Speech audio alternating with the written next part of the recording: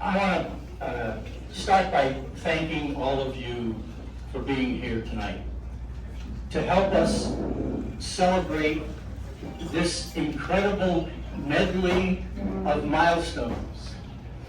When you think about it, it's pretty remarkable that all of these events, life events, graduations, birthdays that end in 0, are all happening in the same family in the same year.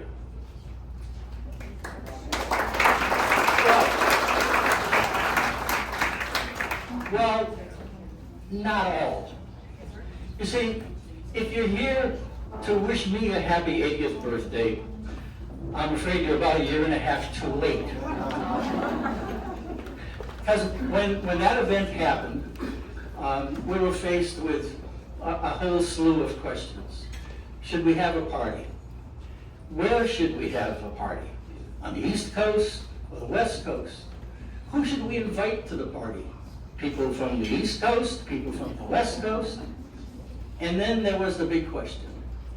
What is an appropriate gift to give a guy turning 80? Well, tonight, this celebration, this party, is the answer to all those questions.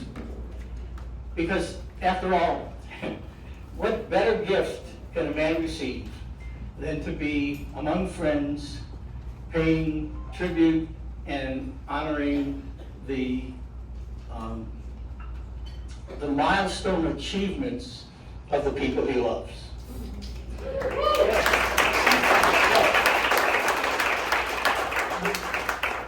So tonight, this is my gift. And I'd like to share my gift with all of you. So, with the help of my lovely assistant and my favorite granddaughter, Mrs. Megan Bunkowski, we're going to unwrap that gift. And we're going to look inside and kind of get up close and personal with the contents. So, and as you will tell, there was only so much I could memorize. Okay, first up is Christian North.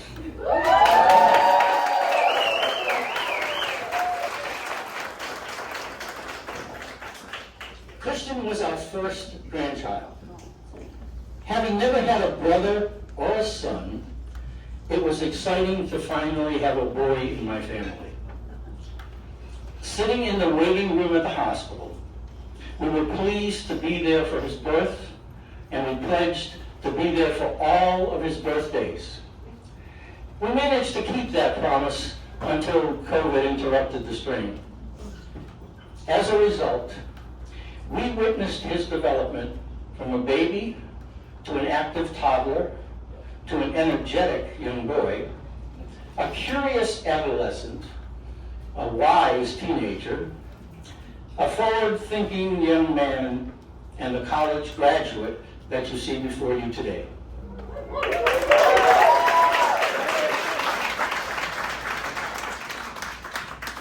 We were able to share in his joys, his disappointments. An early one was when he was jumping from couch to couch and said, "Papa, I can't fly." But we also witnessed his real-world discoveries and his accomplishments. Christian and I developed a tradition that whenever I was in town, we would go out to lunch, just the two of us.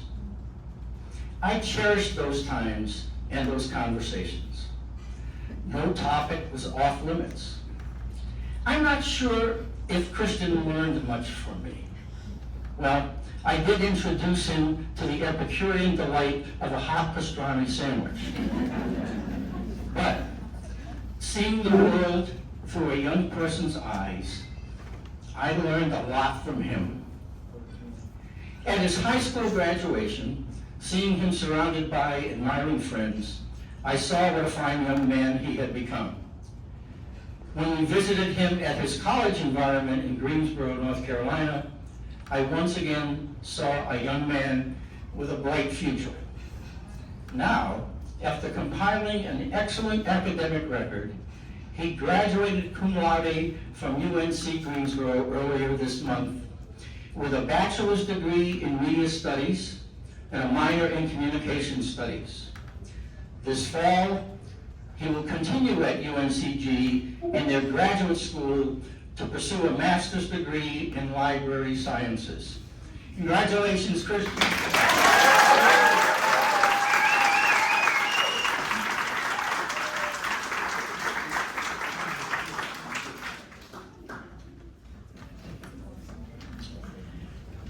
During one of our Christmas visits, when Christian was 2 years old, when Christian was 2 years old, I'm getting my own leg, Nancy slipped on a patch of black ice and broke her ankle. When she was released from the hospital, we announced to everyone that we would no longer be traveling east during the winter months. But Tyler Bunkowski put an end to that idea when he made his own loud announcement in the hospital delivery room the following December.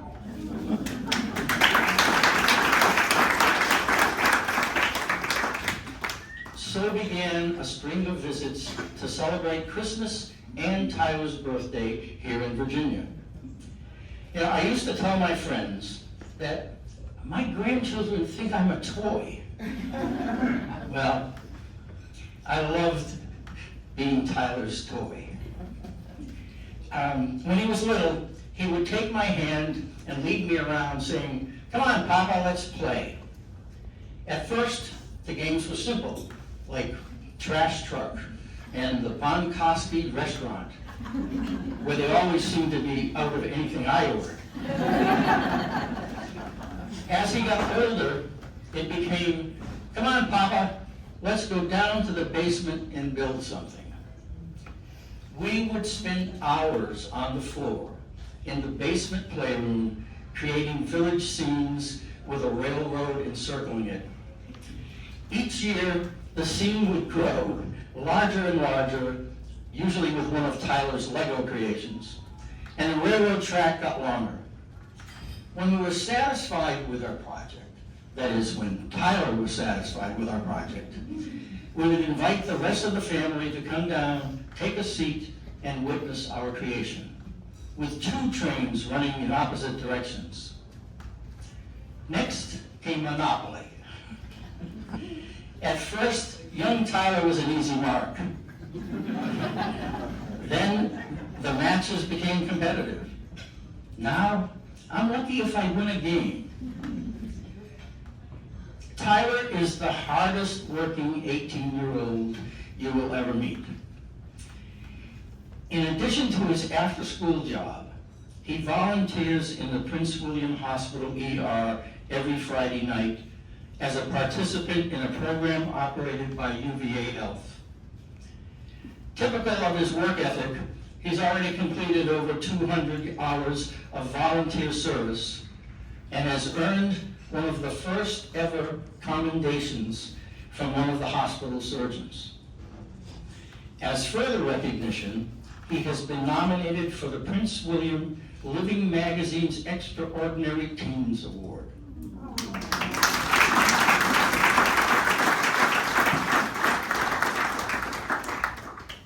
Adding to the resume he is building for his future career in medicine, Tyler recently became a fully certified and nationally registered EMT.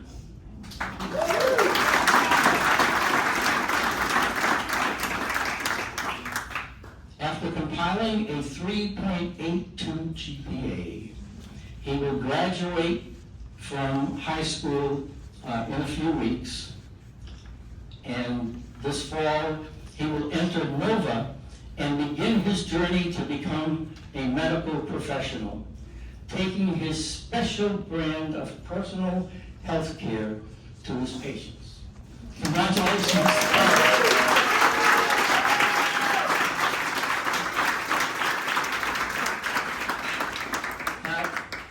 I know the invitation Christian said no gifts. But hey, it's my party and I'll cry if I want to. I have a small gift for each of my grandsons. So Christian and Tyler, would you please join me?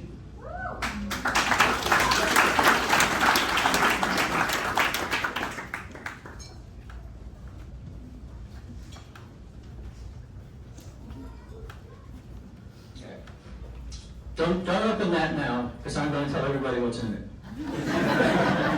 But by the way, as you've probably noticed, I look up to these guys in more ways than one.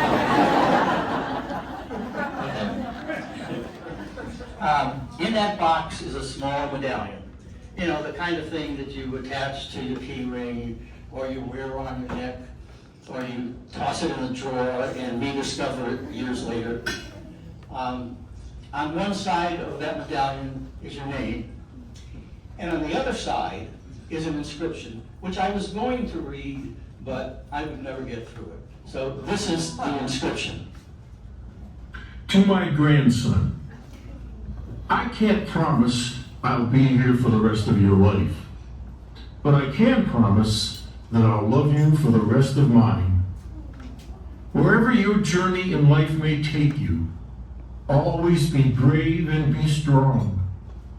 Believe deep in your heart that you are smart and capable of achieving anything your heart desires. Whenever you feel overwhelmed, always remember whose grandson you are. Love you guys.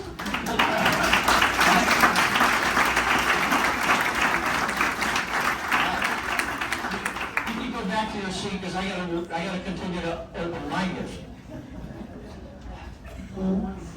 Thank you. Okay, I'm gonna try to contain myself and yeah. Okay, here we go. And maintain my composure for this next one. When I welcomed Dwight North into our family, I welcomed him as my first son. He has proven to be a son that any father can be proud of. He's also a model husband and father. You know, when Gina was a little girl, I was talking to a colleague of mine who also had a young daughter, and we were saying how great it was to have Daddy's little girl. But we knew that someday another man would take our place, and we wanted to be certain that she would be safe. So my friend said, when she brings home the guy that she's planning to marry, punch him in the face and knock him to the floor. And when he asks, what was that for? You tell him that was for nothing.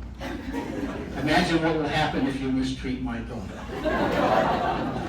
Well, when Gina brought home this 6'6" giant of a man, I quickly abandoned that notion. Instead, I learned to love and appreciate this gentle giant, and will be forever grateful for how well he has taken care of my little girl. Over the years, I have enjoyed watching Dwight's career develop into the respected information technology executive that he is today. We are all very proud of all that he has accomplished. You know, Dwight has many talents, not the least of which is his ability to watch several TV programs at once. In addition to Gina, we share a love of music, wine, and well-aged Irish whiskey.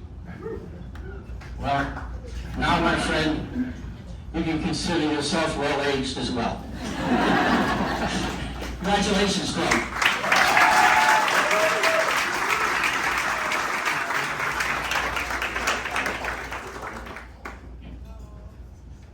I read somewhere that when you're giving a speech like this and you feel that you're going to lose your composure, walk around. Well, I'll tell you, for these next two, I'm going to get in my whole day's worth of steps. When someone who was once your little baby girl turns 50.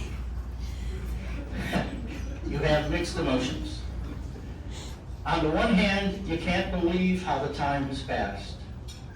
But on the other, you cherish the countless happy memories from those years.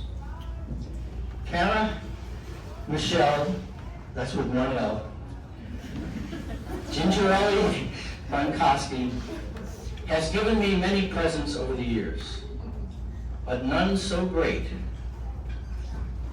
as the continuous pride that I experience as she piles on one achievement after another. After graduating from JMU, she did a stint as a volunteer firefighter. She became an EMT, and she graduated from the Fairfax County Fire Academy as one of 8 who survived the training from a class of 25.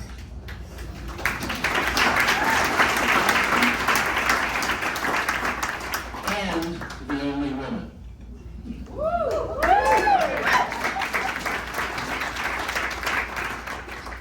Then she landed a clerical job with a private investigation firm that grew into office manager and background investigator, and eventually receiving her own license as a private investigator. Now, her sister Gina was pregnant at the time, and I used to brag that I had 2 daughters. One was PG and the other one was a PI.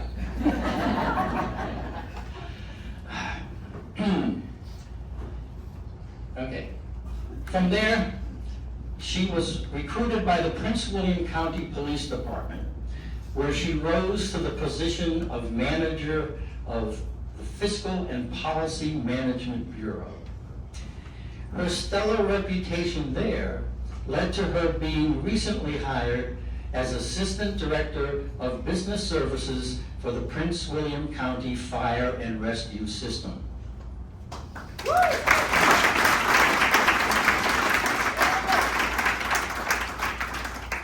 Kara works hard and plays hard, with a couple of knee surgeries to prove it. She loves the outdoors, has skydived despite her father's advice, and has bungee jumped in New Zealand. And she's enjoyed camping trips with her family at RV parks from New England to Florida. Her heart is also as big as the outdoors, with no greater example than when she came home from college and slept at the foot of her sister's hospital bed, attending to her every need as she recovered from a serious car accident. Somehow, despite working full-time, raising a family, and everything else I've mentioned, Kara has managed to earn her master's degree in public administration from George Mason University and completed the Certified Public Manager course at George Washington. Wow. Congratulations, Kara.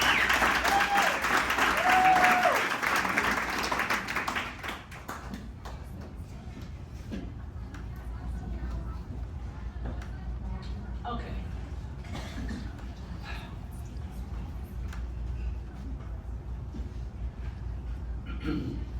Well, my present is nearly complete. The gift that remains is the one without whom none of the others would have been possible. I met Nancy Ann Doyle, on a blind date nearly 58 years ago. We formed an immediate friendship, probably because neither of us had ever met someone like us. For Nancy, it was culture shock. There aren't a lot of loud Italians in South Dakota. But for me, I had never met someone so genuine and unspoiled. She had never seen a skyscraper. She had never seen an ocean, and had certainly never experienced a family like mine. I loved being able to show her these things for the first time. In turn, she showed this city boy the wonders of Big Sky, Montana, Mount Rushmore, the Badlands in South Dakota, and the Grand Tetons of Wyoming. Many of our friends thought the relationship would never last, but instead it grew into an unrivaled love affair that continues today. Nancy is known by many names, not the least of which are Mom and Grammy. When we first relocated to Las Vegas, I was very active in the community, and people referred to her as George's wife. But now, as people have gotten to know her, she has emerged from that shadow, and it's her company that is sought after. I call her the nicest person I know. That description is shared by anyone and everyone who meets her. Nancy truly cares about people. She wants everyone to be happy, and her friends and family experience that whenever they are with her or just talking to her. She doesn't just talk, she listens. To quote a birthday card that she received recently from her close friend, Sandy Bell, it said, and I don't have my glasses on, it said,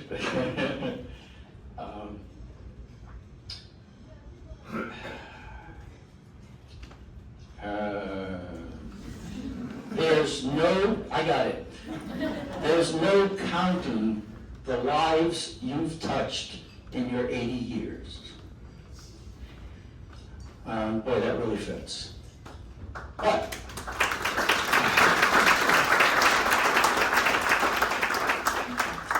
perhaps the name that fits her best is the name that was bestowed upon her by our good friend Bob Kelly. No one, and I mean no one, has been through more physical challenges in her 80 years than this woman. She never complains and just keeps coming back for more, for the next new adventure. Truly she is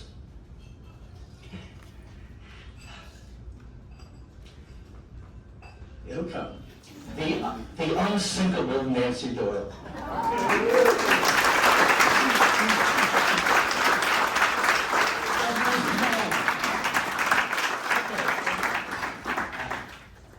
Okay. I got through it. But I'm not done. It's been my privilege to honor these 5 people. And to look at what they've accomplished, and to congratulate them on the milestones that they've achieved. But I have one more thing I would like to say to these 5 people.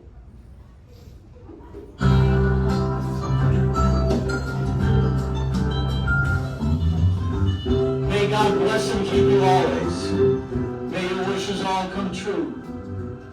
May you always do for others and let others do for you.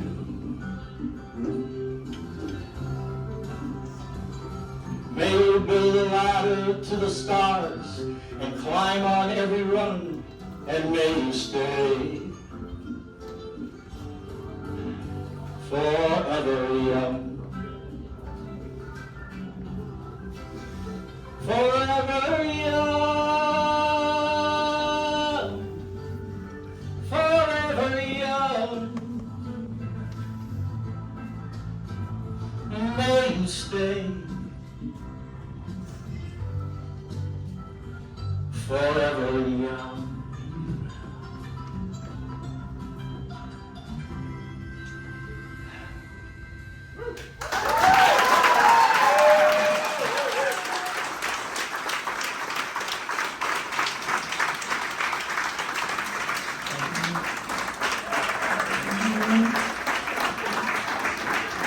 Thank you so much.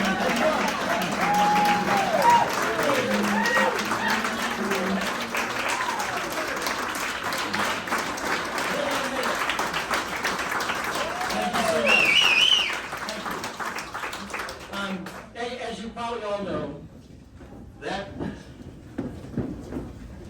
There's one person who did not get honored in this.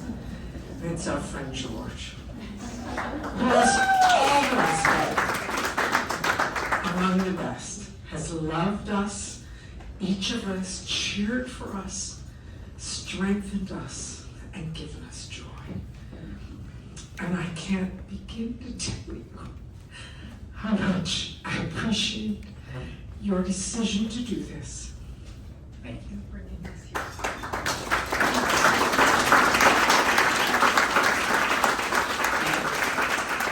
Ladies and gentlemen, that's April Young, which is who will be forever young. Real quickly now, as you know, that song was written by Bob Dylan in 1973. And like a lot of his songs, maybe all of his songs, he had a message that he wanted to share with his audience.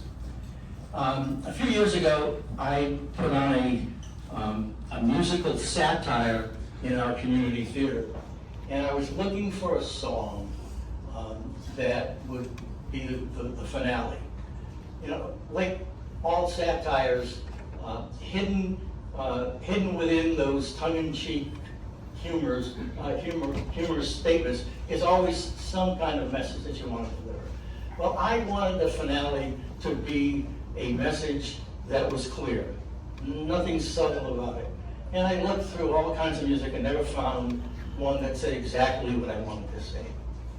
So I wrote my own. And since then, I have been asked to share this song and this message with lots of other audiences. And I would like to share it with all of you tonight.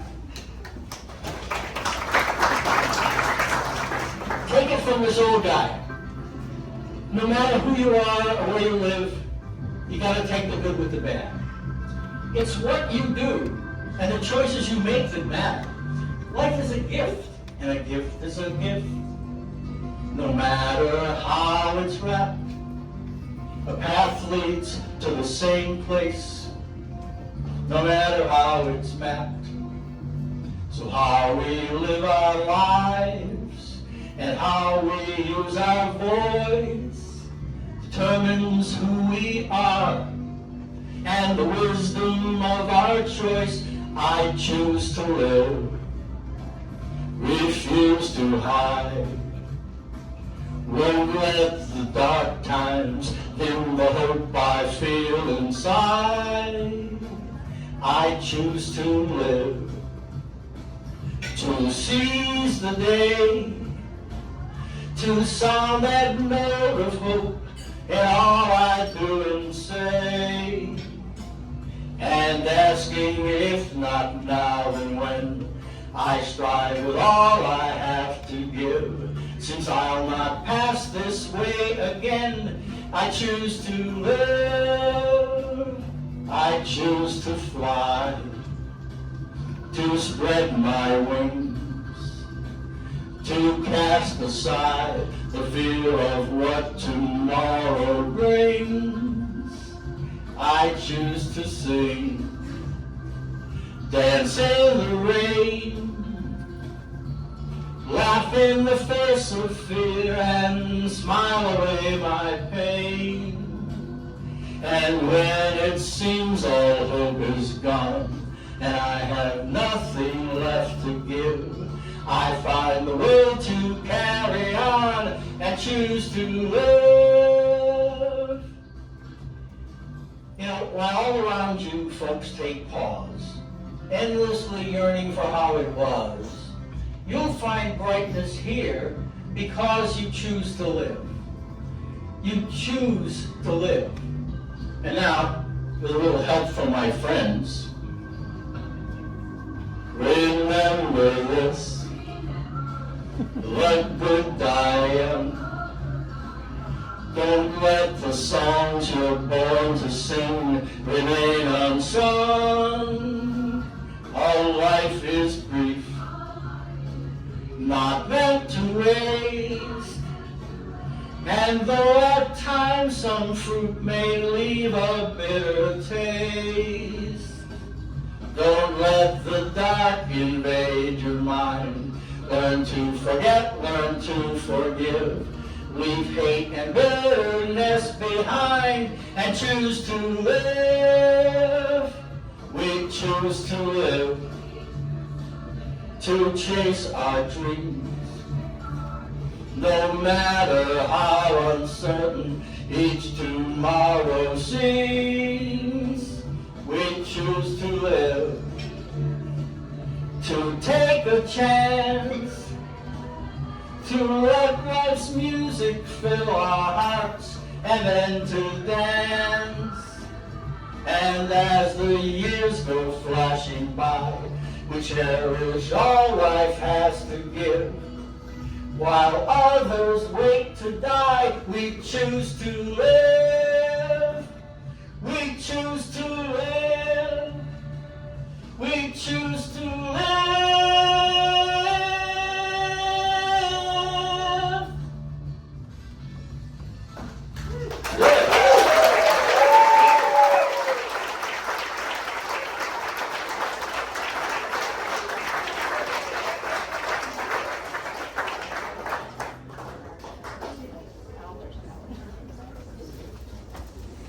Ha ha ha.